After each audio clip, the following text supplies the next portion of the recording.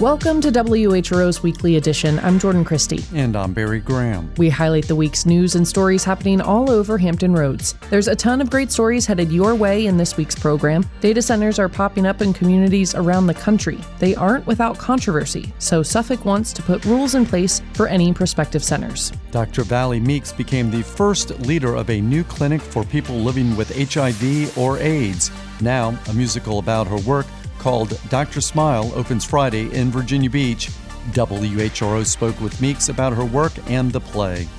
ICE arrests happen in a flash without warning. WHRO's Toby speaks with one family who are still reeling from the sudden loss of their husband and father.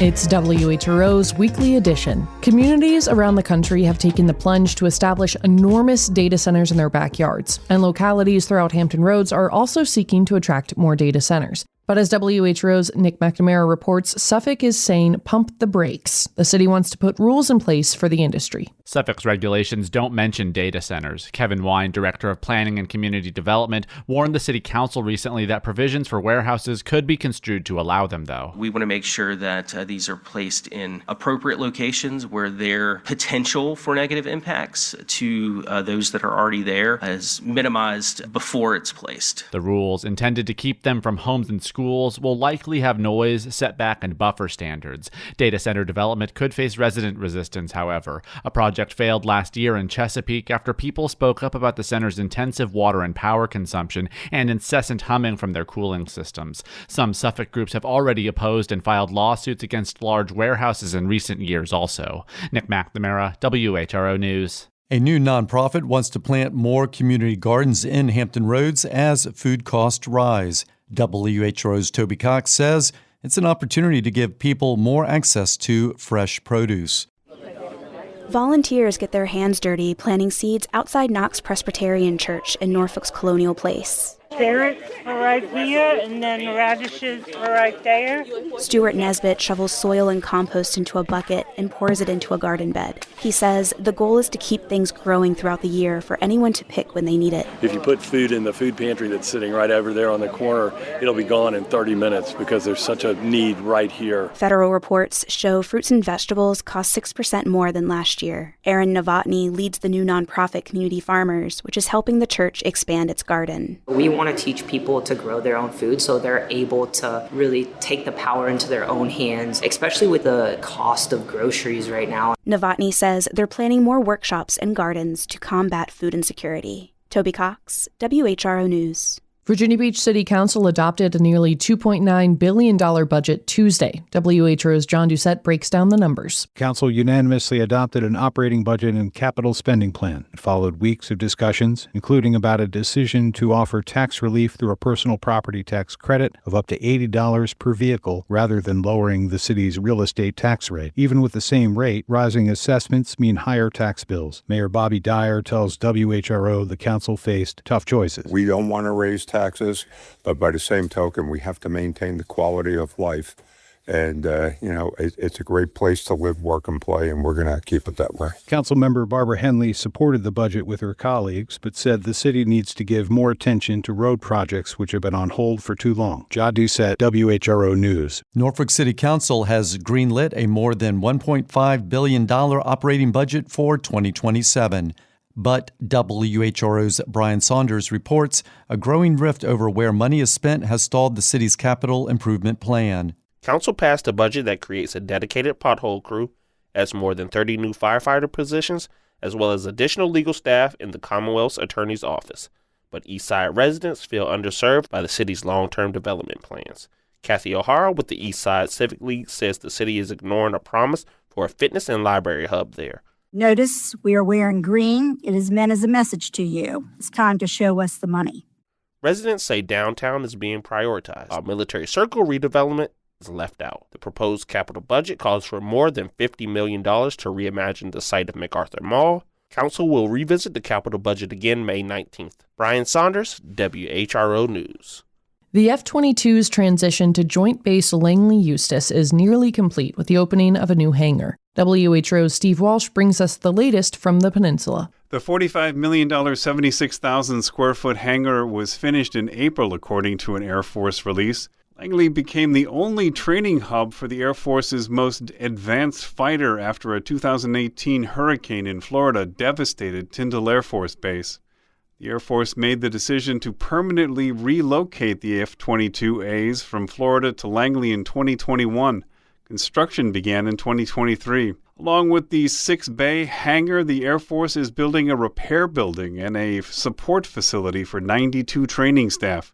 Langley is now the only training site for F-22 pilots. Steve Walsh, WHRO News. Attack drones have become a major part of modern warfare. In the Ukraine war, by some estimates, they've caused 80% of the casualties. But drones are also making it harder to treat battlefield injuries and get wounded troops to safety. Jay Price reports for the American Homefront Project. When U.S. troops were wounded in Iraq and Afghanistan, they could put their hopes on something comforting, the golden hour, as it's called, a goal codified in military doctrine to evacuate the seriously wounded to higher-level trauma or surgical care, often by helicopter, within 60 minutes. Now the nature of modern warfare is putting an end to that. Насправді ми були б раді мати золоту годину. We'd be more than happy to have the golden hour, but we're more happy sometimes to have a golden day. A person can be without any type of aid, even medical aid, for a week. Speaking through an interpreter, that's Taras, a Ukrainian military surgeon who asked to be identified only by his first name to avoid Russian intelligence making him a target. He and 4 other members of a Ukrainian military surgical team were giving a seminar at Fort Bragg. Their audience of more than 400 included U.S. Army medics and others involved with combat casualty care. Limb injuries are common from attack drones, which drop explosive charges or explode after diving into their targets. The standard medical goal is to get tourniquets off within 2 hours, but this one was in place for 7 hours. And Tara says sometimes they're left on for days. When we see that there's a lot of drones in the sky, then nobody will arrive there because nobody will risk additional lives. And the evacuation will only happen when the sky has been cleared up. The Ukrainians were brought to the U.S. with federal funding by a University of North Carolina military-civilian partnership called Carolina Medic. It helps train military medical workers, including special operations medics. Nate Stokes, a former Army medic himself, is the UNC program's manager. We have to get better at providing better care closer to the front line for longer periods of time. And then we have to force protect that care because we're not going to be able to get the patients away as often or as quickly as we'd like. For years, the U.S. military has been preparing for conflicts with sophisticated adversaries such as China that could create similar challenges in battlefield casualty care. That planning has placed greater emphasis on things like training and equipping medics and other troops to keep injured service members alive for hours or even days until evacuation is possible.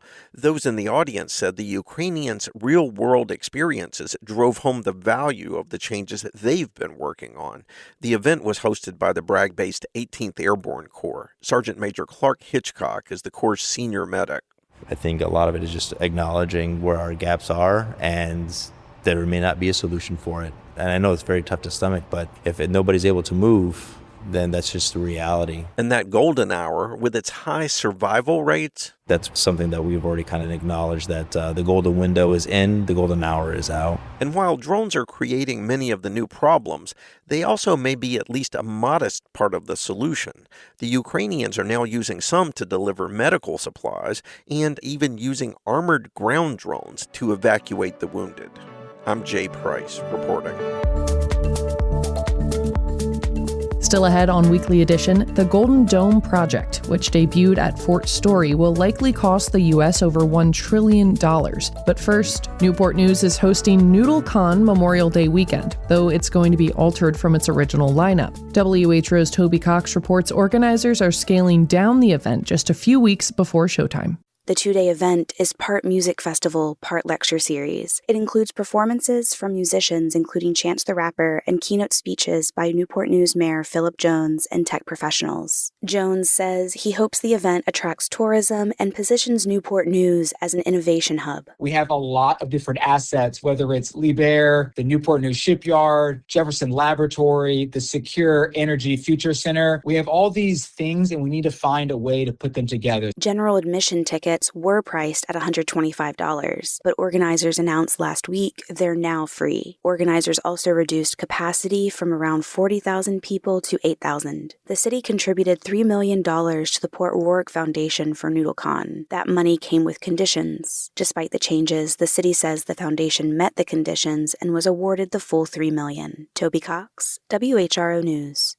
Another festival update, this time over in Norfolk. The Patriotic Festival is happening in the city this year, and next year it will return to the Virginia Beach oceanfront. WHRO's Toby Cox is back with this roundup. Virginia Beach is where the Patriotic Festival started more than 20 years ago. The event is always on Memorial Day weekend. It celebrates military service members and their families with aircraft flyovers, military honors, and live music by country artists. The event was canceled in 2020 and 2021 due to the COVID-19 pandemic. The festival moved to Norfolk Scope Arena starting in 2022, citing the need for an indoor venue. The City of Virginia Beach and event partners announced this year will be the final Norfolk edition. The festival will take place on the oceanfront in 2027, marking a homecoming for the long-running event. Toby Cox, WHRO News. The historic Cavalier Hotel at Virginia Beach's oceanfront could be sold. WHRO's John Doucette shares more on what that means for the hotel's future. The Cavalier dates back almost a century and is a landmark at the oceanfront. It reopened in 2018 after a restoration, revitalized through a public-private partnership. The possible sale of the historic hotel and the Embassy Suites and Oceanfront Marriott to a New England firm was discussed Tuesday during a Virginia Beach Development Authority meeting. Vice Mayor Rosemary Wilson told WHRO the potential sale was a surprise. She hopes a new owner, if a sale happens, will understand what the Cavalier has meant. The Cavalier is a very special place that has meant a lot to our community and to people everywhere, really. So I hope the new owners will love it and care for it. The Development Authority voted Tuesday to assign the owner's interest in a financial agreement to a potential buyer. City Council could consider it next week. John Doucette, WHRO News. Bond Secures is expanding emergency and maternity care at Mary Immaculate Hospital in Newport News with a new 4-story patient tower. WHRO's Yi-Ching Wang brings us the latest. The $200 million expansion will double Mary Immaculate's emergency department, expand labor and delivery services, and add a neonatal intensive care unit and new intensive care beds. Mayor Philip Jones says the expansion could improve access to care in Newport News, where traffic and distance can delay emergency response times. We're a banana-shaped city. The hardest thing is getting through the road. This location is a prime location. We're going to be able to serve the entire peninsula. This is about increasing quality of life and investing over $200 million into our entire healthcare system. The new tower will feature real-time patient room technology that displays care plans, scheduled tests, and staff information electronically. It's expected to be completed in summer 2028. Yi-Ching Wang, WHRO News. In 1989, a young dentist, Dr. Valli Meeks, became the first leader of a new clinic for people living with HIV or AIDS. She became an advocate for her patients, often working with them to ensure care. She retired in 2023 and now spends some time in Norfolk, where her husband has been active in the arts community. Meeks told her husband, playwright Clyde Santana, stories of her work. That led to the musical Dr. Smile. It opens today at Zyder's American Dream Theater in Virginia Beach. WHRO's John Doucette spoke with Meeks about her work and why the play needed to tell the story of her patients. Thank you for speaking with us. Sure. I wanted to start by talking about you're a young medical professional who's recently graduated and you start volunteering. I came back to the dental school to volunteer. The director of the clinics had identified that there was a cohort of patients in Baltimore City that were living with HIV disease, but they needed dental care, but they could not afford it, or they were uninsured or underinsured. In the beginning, we were probably doing more providing urgent care or emergent care. And then as the clinic progressed, we were really able to provide sustainable treatment planning and care. And so you're seeing, a range of patients, not just men. In the beginning, we saw mostly men, but as it caught on, we saw more women. Why was it important to have a specific clinic? It was mainly because we were the gatekeepers for the funding to make sure that it went to the patients. HIV and AIDS has changed in these decades. Yes, it's changed, and I really feel privileged, glad that I've been a part of that change, or I've seen that change. When the clinic started in 1989, the patients that first were coming there had already had AIDS or were AIDS patients. It was to be diagnosed HIV positive back in 89 and even before then was really considered a death sentence. You helped write the book for this play. My husband, who is I'll call him the writer of the play, unbeknownst to me, as I was giving him an oral history of what I do, he was writing all this down and developing it. I would tell him, I said, this is not just me. I had a lot of help. It evolved to Dr. Smile. What do you think of that? It's scary. It's surreal. 3 of my favorite patients, it's their story also. It's just not my story. It's my 3 angels, John Eichenberg, Jim Kepke, Carlton Smith, and the LGBTQ community that really fought to get care, medical care, dental care, social services to people living with HIV disease. So there were so many advocates that really worked and strived to make the people aware, make the world aware, make the government aware of people living with HIV disease and how insurance, medical care, the changes in research can help, and it has. It's turned it into a chronic disease now. What do you want people to take away from seeing the play? We all need to work together, and by working together, we can progress. I mean, HIV doesn't say, I'm going to choose the man, I'm going to choose a woman, I'm going to choose. They don't distinguish. They don't, discriminate. Will it be strange to see this thing open? Very strange. I still can't watch rehearsals without crying. And I'm hoping I'm not a ball of tears on opening night. And I hope maybe by the last show I'll be able to sit through it without grabbing a box of tissues.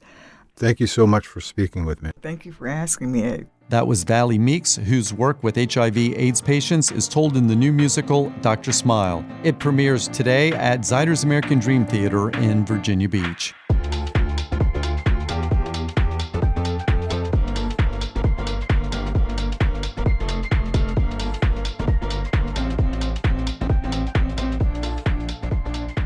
Congressional analysts predict the Golden Dome project, which debuted at Fort Story, will cost over $1 trillion. WHRO's Steve Walsh explains why that number is so high. The Trump administration estimates the project to build a massive defense network around the country could cost $185 billion. The Congressional Budget Office released a report which estimates that the Golden Dome for America could cost $1.2 trillion over 20 years.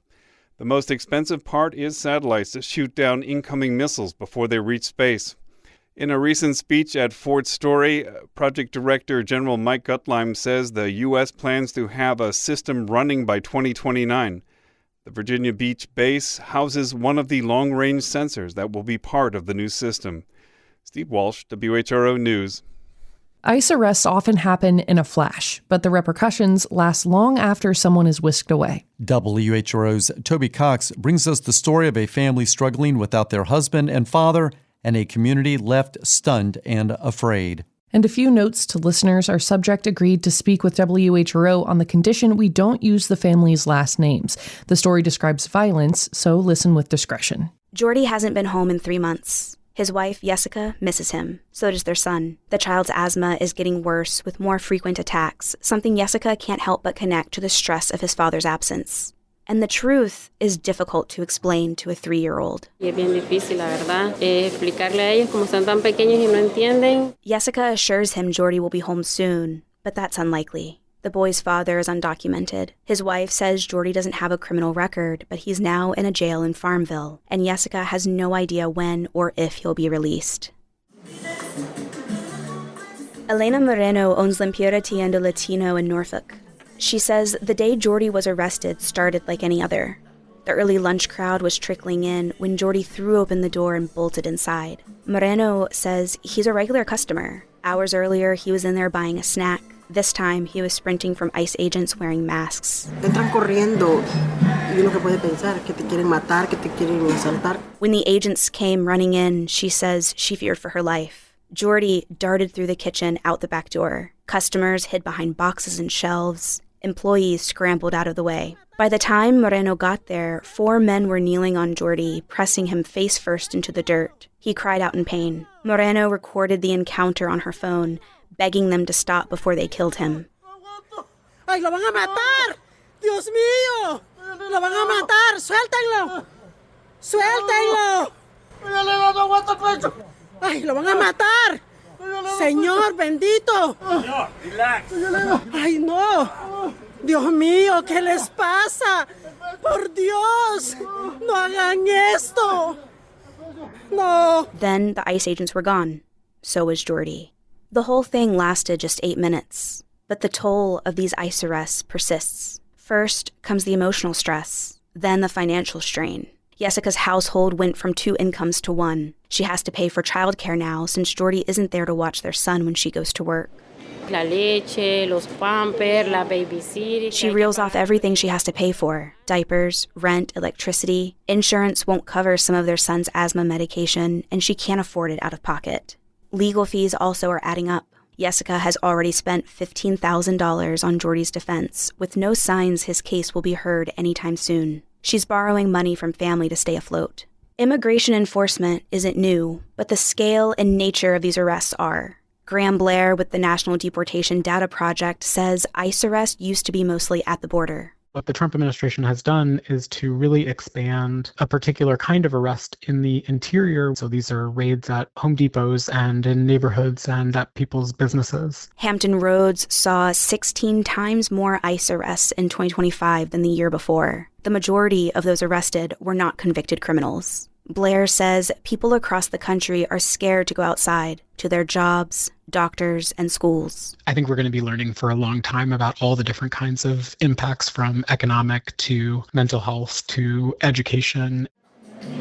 Moreno says fewer people are coming into Hispanic stores where they might be targets. Business is slow, and she worries she'll be targeted by ICE even though she's a U.S. citizen. Yo nunca había vivido algo así. She says she's never lived like this, always on edge, even at home. She's telling them to let him go. Let him go, you're going to kill them. Patricia Bracknell leads the Chamber of Hispanic Progress in Hampton Roads. She sits with Moreno in the Latin store watching the video of Jordy's arrest. Bracknell says Jordy is undocumented, but he's not a criminal. She wonders how long it will take for people to process the trauma ICE is causing. As a community, we can't stop them from criminalizing our lives. Jessica says she talks to Jordy every few days. The healing will only start when her family is all together again. Until then, she says she can only pray for strength. Toby Cox, WHRO News.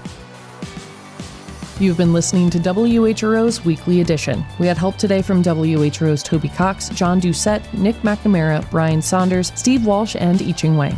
Jay Price with the American Homefront Project, also Connor Worley, who produced today's show. A reminder that you can always catch full episodes on the Weekly Edition podcast feed. You can get your news updates at WHRO.org and the WHRO Reports podcast feed. For all of us at WHRO and WHRV, I'm Barry Graham. And I'm Jordan Christie. Have a great weekend.